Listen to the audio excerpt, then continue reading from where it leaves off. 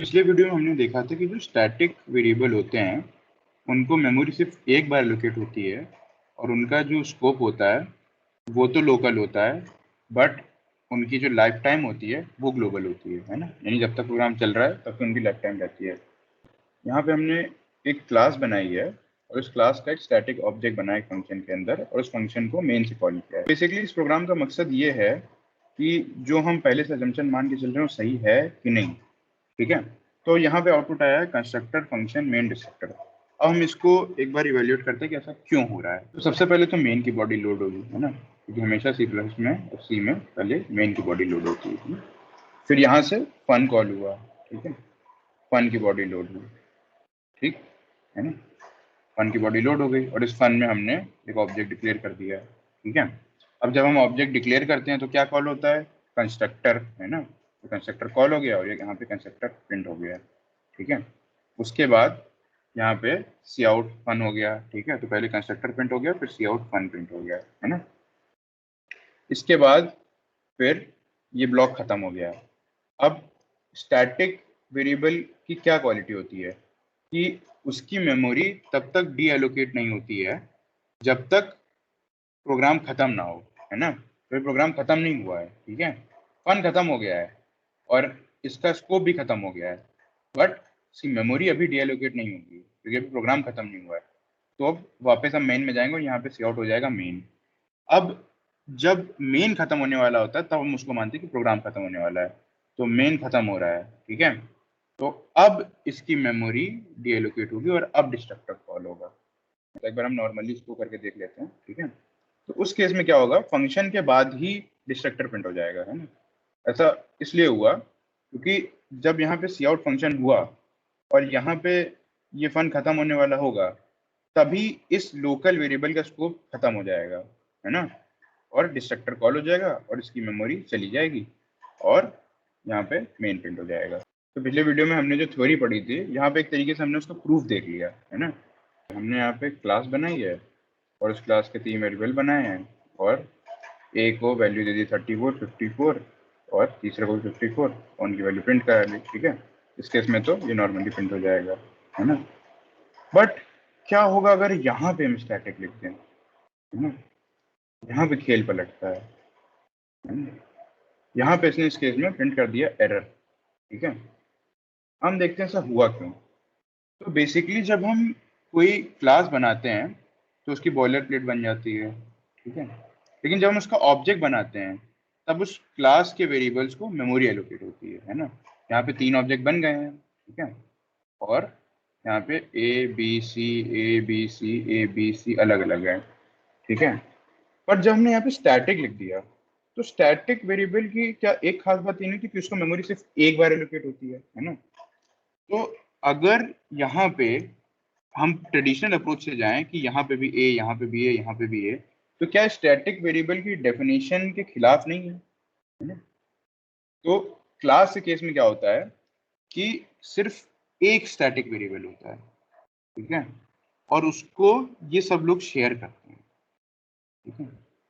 लेकिन अब एक सवाल आता है हमारे दिमाग में कि इस स्टैटिक वेरिएबल को आखिर मेमोरी एलोकेट कब होगी, क्योंकि जब हम क्लास बनाते हैं तो मेमोरी तो एलोकेट नहीं होती है, चाहे हम क्लास बनाए चाहे स्ट्रक्चर बनाए, मेमोरी तो एलोकेट नहीं होती है। मेमोरी तो तभी एलोकेट होती है जब हम कोई ऑब्जेक्ट बनाते हैं, क्योंकि कंस्ट्रक्टर तभी कॉल होता है ना, और कंस्ट्रक्टर इनको मेमोरी एलोकेट करता है, ठीक है।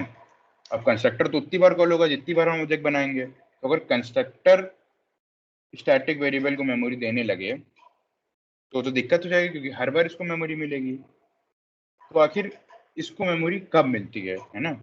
तो इसको मेमोरी अपने आप नहीं मिलती है, इसको देनी पड़ती है। उसका अलग से एक सिंटेक्स होता है। तो सपोज अगर हमको इसको मेमोरी देनी है तो पहले हम लिखेंगे इंट, इंट क्योंकि इसका डेटा टाइप इंट है। उसके बाद अब ये जो वेरिएबल है ना ये इस क्लास के लिए कॉमन है, राइट। तो ये वेरिएबल, ये जो स्टैटिक वेरिएबल, ये इस क्लास का वेरिएबल है। तो हम लिखेंगे ए और फिर स्कोप रेजोल्यूशन, इस वेरिएबल का नाम, और उसके बाद उसको जो भी वैल्यू देनी है, वैल्यू नहीं भी देनी है तो ऐसे भी छोड़ सकते हैं, है ना। अब यहाँ पे इस केस में क्या होगा, अगर हम प्रिंट करें, ठीक है, तो प्रिंट हो जाएगा 34, 54, 54।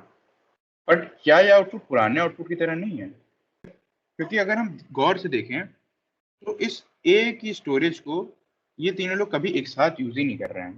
सपोज अगर हम A dot A, B dot A और सी डॉट ए यहाँ पे लिख दें और इन दोनों को कमेंट कर दें, तो इस केस में क्या होगा?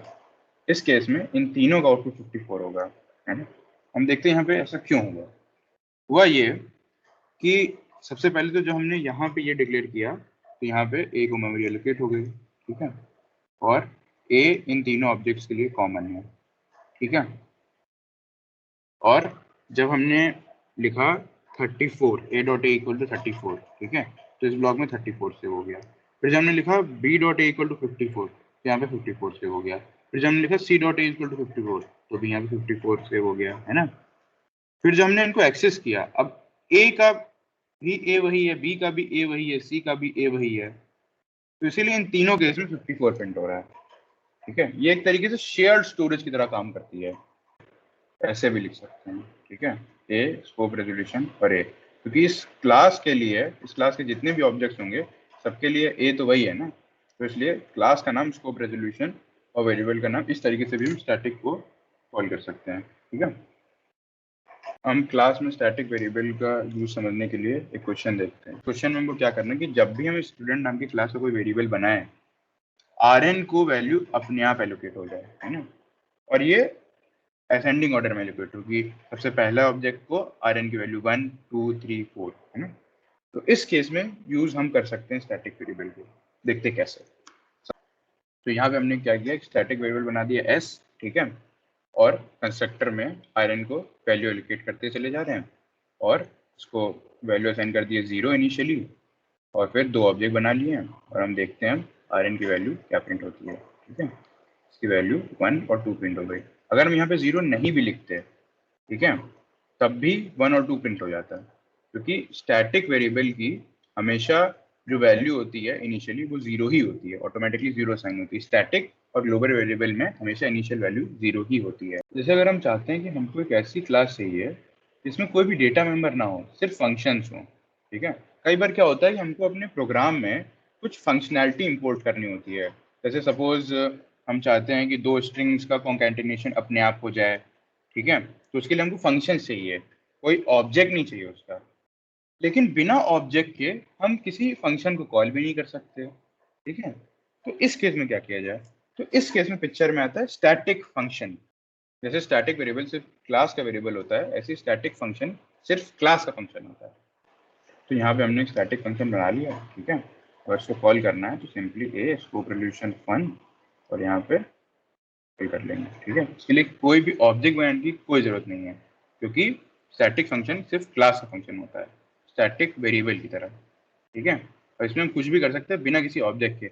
इसको चाहें तो हम ए के ऑब्जेक्ट से भी कॉल कर सकते हैं, कोई दिक्कत नहीं है। जैसे अगर हम लिखें एफ डॉट फन, ठीक है, तो ये भी चल गया। बट हमको क्या करना है, हमको एक ऐसा फंक्शन है जिसके लिए ऑब्जेक्ट की जरूरत ही ना पड़े। ऑब्जेक्ट से कॉल हो जाए वो ठीक है, कोई बात नहीं, पर ऑब्जेक्ट की जरूरत ही ना पड़े। क्योंकि कई बार क्या होता है कि हमको मेमोरी एलोकेट क्यों करें, खाली मुझे ऑब्जेक्ट क्यों बनाए। ऐसा इसलिए होता है क्योंकि जैसे हमने पहले भी पढ़ा था, क्योंकि नॉर्मल फंक्शन होता है, ठीक है, तो जब हम उसको कॉल करते हैं तो उस ऑब्जेक्ट का फंक्शन कॉल होता है, ठीक है। हर ऑब्जेक्ट का अपना अलग अलग फंक्शन होता है। तो जब नॉर्मल फंक्शन में हम a = 45 लिखते हैं, उसी ऑब्जेक्ट के वेरिएबल को ये वैल्यू 45 दे देता है। बट यहाँ पे ये a कौन है भाई, ये a को तो जानता नहीं, क्योंकि a तो किसी ऑब्जेक्ट का है। कौन सा ऑब्जेक्ट का है ये तो बताओ। अब स्टैटिक फंक्शन के कुछ फीचर्स होते हैं। पहला फीचर तो ये होता है कि ये कोई भी नॉर्मल वेरिएबल को एक्सेस नहीं कर सकता, ठीक है। ये सिर्फ और सिर्फ जो स्टैटिक वेरिएबल होते हैं क्लासेस, सिर्फ उनको एक्सेस कर सकता है, ठीक है। जैसे सपोज हम यहाँ पे लिखे हैं इंट a, ठीक है, अगर हम यहाँ पे लिखे हैं a = समथिंग, ठीक है, इस केस में ये एरर थ्रो कर देगा, क्योंकि ये इसको एक्सेस ही नहीं कर सकता, ठीक है, तो इसने एरर थ्रो कर दी। लेकिन अगर यहाँ पे हम लिख दें स्टैटिक, ठीक है, अब यहाँ पे स्टैटिक लिखा है पर इसको मेमोरी तो देनी पड़ेगी, है ना। यहाँ पे लिख दें int a scope resolution a, ठीक है, यहाँ पे लिख दें a = समथिंग और फिर यहाँ पे सी आउट a, ठीक है। इस केस में क्या होगा कि 54 प्रिंट हो जाएगा, ठीक है। दो बार प्रिंट हो गया क्योंकि एक बार ये ऑब्जेक्ट को कॉल होगा और एक बार नॉर्मली, ठीक है। तो यहाँ पे एक स्टैटिक वेरिएबल को एक्सेस कर सकता है पर किसी नॉर्मल वेरिएबल को एक्सेस नहीं कर सकता, ठीक है।